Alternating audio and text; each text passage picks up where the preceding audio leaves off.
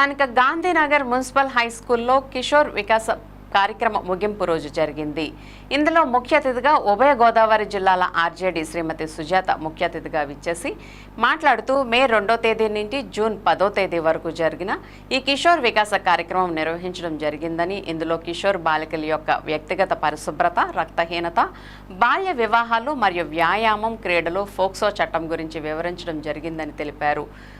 ఇందులో పాల్గొన్నవారు ఏలూరు జిల్లా పీడీ శ్రీమతి శారద మరియు DCPO Suryachakraveni, Eluru CDPO Vijayalakshmi, EO Srimati Mallika, Kothapeta USC doctor Shashank, 41వ డివిజన్ ఇన్ఛార్జ్ శ్రీమతి జాగాని సంతోషి, సూపర్వైజర్లు, మహిళా సంరక్షణ కార్యదర్శులు, ఏఎన్ఎంలు, అంగన్వాడీ కార్యకర్తలు, కిషోర్ బాలికలు, తల్లులు పాల్గొన్నారు.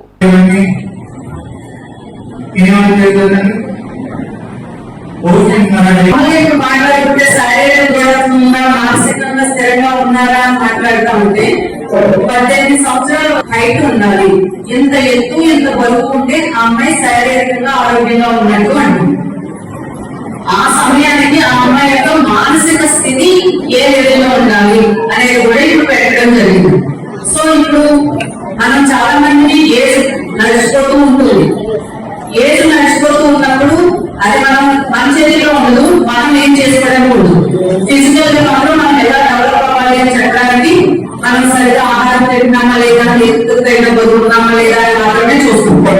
కానీ 18 సంవత్సరాల వయసు వచ్చేటప్పటికి వారి యొక్క మానసిక స్థాయి ఎంతవరకు ఉంది అనేది చూడాలి. అంటే ఏ లెవెల్లో ఉండాలి, వాళ్ళ యొక్క ఇంటెలిజెన్స్ కోషియంట్ అంటాం, ఐక్యూ లెవెల్స్. మనం ఐక్యూ అనేటప్పుడు జనరల్ గా ఏం మాట్లాడతారు, మీరు చదువుకున్నది ఏదన్నా బాగా రాస్తేనో, చదువుకునేది ఎవరైనా చెప్తేనో, వీళ్ళు ఏదైనా చెప్తే వెంటనే పెట్టేస్తారు, వీళ్ళకి తెలివితేటలు ఎక్కువ, ఐక్యూ ఎక్కువ అంటారు, జ్ఞాపశక్తి ఎక్కువ అంటారు, ఇలాంటి పదాలు అంటారు. కానీ వారి యొక్క మానసిక స్థితి అన్నప్పుడు చెప్పిన దగ్గర నుంచి మేము వెళ్ళేంత వరకు కంటిన్యూస్గా బాధపడుతూనే ఉంది.